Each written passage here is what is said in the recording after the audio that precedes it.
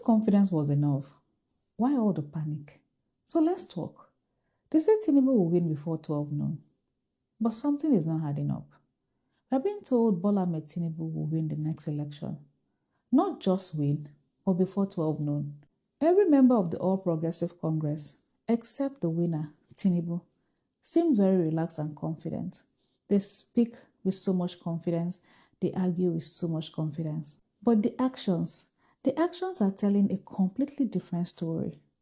The more governors defect to APC, the more the system starts behaving like it is preparing for something else entirely. They are commissioning projects.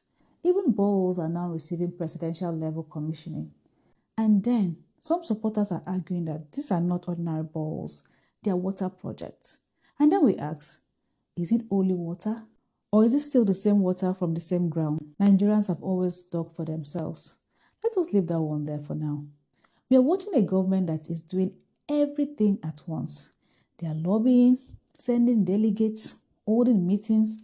They are shaking international hands. They are even standing beside kings and queens. They are making promises abroad. They are even reviving industries in the UK, while the same industry here in Nigeria is struggling to breathe. I mean, this administration is doing just too much to stay afloat. They have prayed in Nigeria. They have prayed abroad. And let's not forget, everyone is even switching. Agbada and caps everywhere. Everyone is seeing the light. State governors are defecting like it is a survival strategy. It is now like buy one get two free bargain. Defect and get more allocations. I mean, Tinubu has brought in the best bargaining power. Independent institutions are all part of the ruling party. They've even kept money aside for court cases. Victory, they say, is guaranteed. But why are we budgeting for dispute? And then someone comes to tell you that Tinubu will win. Tinubu will win easily. My question is simple. Please, does Tinubu himself know about this? Does he know he's going to win? Because from everything we are seeing, the actions, the movements, the urgency, it looks like Tinubu is the only person in his camp who understands something his supporters are refusing to admit. Because from what we are seeing, it is a system trying to close all gaps, influence every outcome, and still there is anxiety. They have talked to the media, they've talked to international bodies, traditional rulers, institutions, and at this point, the only people they haven't fully convinced are Nigerians themselves. And that is where the problem really lies. Tinubu, to me, looks like the only one in his camp who truly understands the strength of his opponent. And sometimes, their awareness does not really produce confidence. It produces caution. The body language, the urgency, the over-preparedness. It doesn't look like a man who is trying to test himself. It looks like a man who is trying to avoid uncertainty. The same momentum is the leader's best friend. Not followers.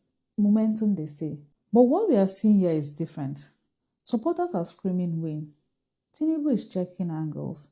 And momentum is not just measured by what supporters are echoing, but what the leader is projecting. And right now, the projection is not momentum. Let me put it this way. Let me bring in a familiar Bible story.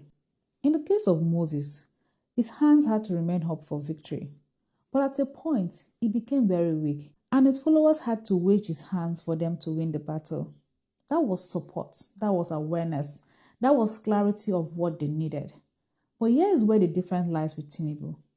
His supporters believe his hands are already up. They believe everything is under control. They believe victory is already secured. But in reality, the signals coming from Tinubu suggest something else entirely.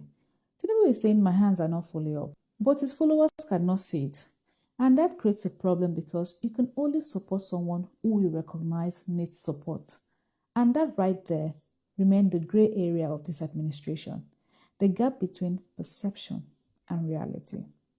It is the truth at a time. Take care and have a nice day.